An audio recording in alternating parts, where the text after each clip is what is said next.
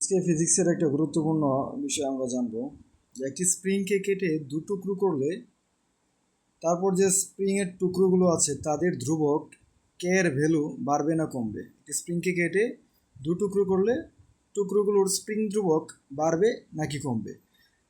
এটা সলভ করার আগে আমাদের বুঝতে হবে আসলে স্প্রিং ধ্রুবকটা কি। স্প্রিং ধ্রুবক হলো কোনো স্প্রিংয়ের দৃঢ়তা বা শক্ত ভাব বা স্টিফনেস এর পরিমাণ। কে এর মান যত বেশি হয় স্প্রিংটিকে প্রসারিত বা সংকুচিত করা তত কঠিন হয়। মানে কে এর ভ্যালু বোঝাচ্ছে একটা স্প্রিং কতটুকু শক্ত। যদি আমরা দেখি একটা স্প্রিং অনেক লম্বা হয় তাহলে স্প্রিংটাকে টেনে বেশি প্রসারিত করা যায়।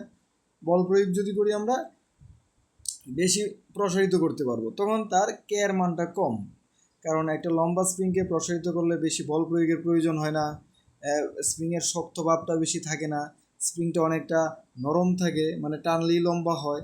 তাহলে একটা স্প্রিং যদি অল্প বলেই বেশি প্রসারিত হয় তাহলে ওই স্প্রিংয়ের কে এর মান কম থাকবে।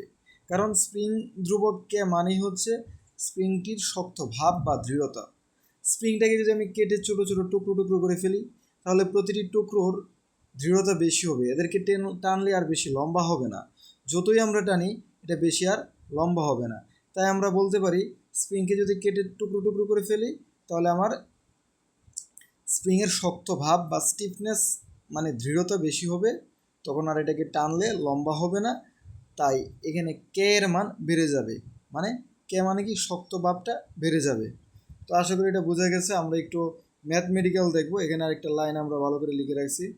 যেহেতু জানি ছোট স্প্রিংকে প্রসারিত করতে যত বেশি বল প্রয়োগ করতে হয়, তাই স্প্রিংকে কেটে যদি আমরা ছোট ছোট করে ফেলি তাহলে কি হবে, স্প্রিং ধ্রুবক কে এর মান বৃদ্ধি পাবে। কেটে ছোট ছোট যদি আমরা করে ফেলি, কেটে ছোট ছোট করলে তার স্প্রিং ধ্রুবক কে এর মান কি হয়, বৃদ্ধি পায়। এখন ম্যাথমেটিক্যাল আমরা সলিউশনটা দেখি। স্প্রিং ধ্রুবক যে ফর্মুলা থেকে আসছে এটা হচ্ছে Young's modulus.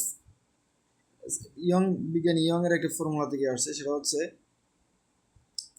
K equals to Y by এল।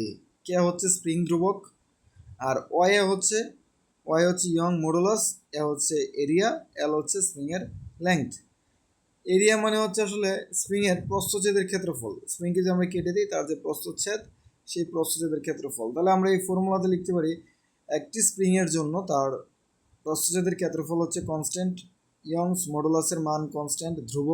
সুতরাং লিখতে পারি K is proportional to 1/L। K is proportional to হচ্ছে 1/L।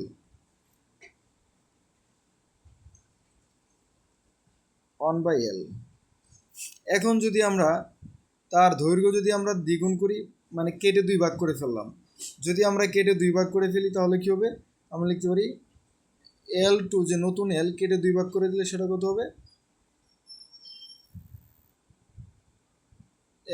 L1/2।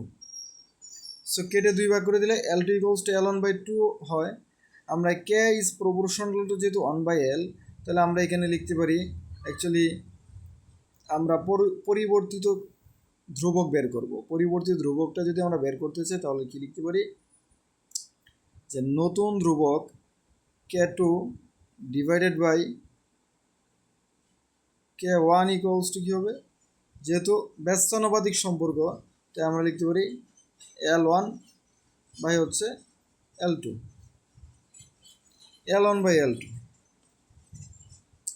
এখন এখানে তো আমরা দেখতেই পাচ্ছি যে হচ্ছে L2 এর মান কত, L2 এর মান হচ্ছে L1/2। সো এটা হচ্ছে L1 আর L2 এর ভ্যালু কত, L1 ডিভাইডেড বাই 2। তাহলে আমরা এখন লিখতে পারি, লিখে নিই, উপরে কী ছিল, উপরে ছিল K2 আর নিচে ছিল K1।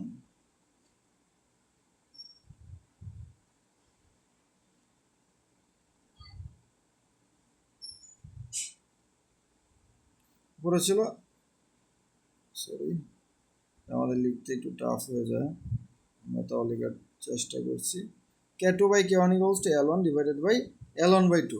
এখন এটা যদি আমরা সলভ করি তাহলে লিখতে পারি ln/2 মানে কত, ln কাটা 2টা উপরে চলে যাবে, সুতরাং লিখতে পারি ফাইনালি যারা বুঝি আমরা তারা ডিরেক্ট আমি লিখে দিচ্ছি।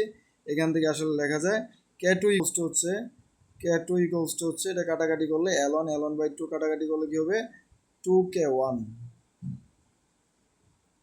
সুতরাং কি হবে, স্প্রিং ধ্রুবক বেড়ে যাবে, স্প্রিং ধ্রুবকের মান বৃদ্ধি পাবে, দ্বিগুণ হবে। সমানভাবে যদি 2 টুকরা করি স্প্রিং ধ্রুবকের মান কি হবে 2 টুকরো হবে।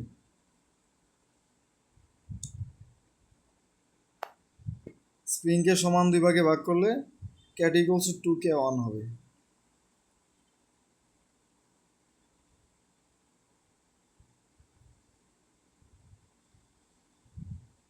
স্প্রিংকে সমান 2 ভাগ করলে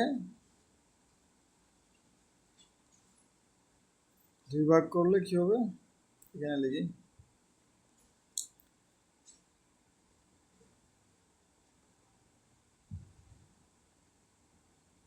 স্প্রিংকে কেটে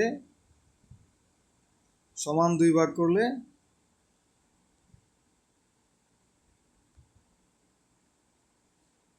স্প্রিংকে কেটে সমান 2 ভাগ, এখানে ইম্পর্টেন্ট কথা হচ্ছে সমান 2 ভাগ করতে হবে। সমান 2 ভাগ করলে স্প্রিং ধ্রুবকের মান কি হবে, স্প্রিং ধ্রুবক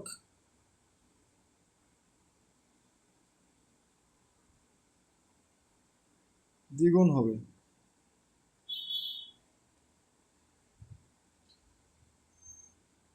তো আশা করি সবাই বুঝতে পেরেছো, অনেক অনেক ধন্যবাদ।